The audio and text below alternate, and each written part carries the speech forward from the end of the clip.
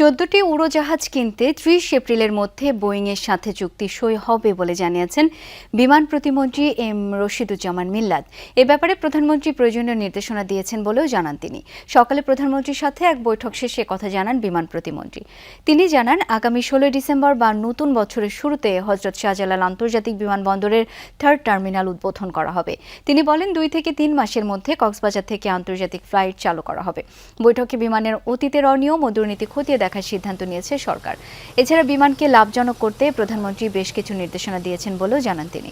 প্রতিমন্ত্রী বলেন, পর্যটন খাতকে বিদেশিদের কাছে আকর্ষণীয় করতে সরকার পরিকল্পনা গ্রহণ করেছে। কক্সবাজার সমুদ্র সৈকত ও পার্বত্য অঞ্চলকে বিদেশিদের জন্য উপযোগী করারও সিদ্ধান্ত নেওয়া হয়েছে।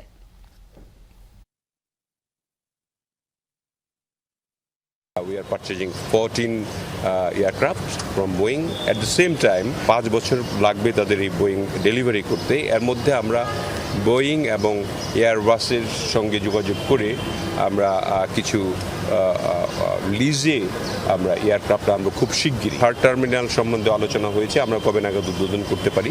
এন্ড অফ দিস ইয়ার যদি পারি 16 ডিসেম্বরে করলাম, আর না হলে আমরা নিউ ইয়ারে করলাম।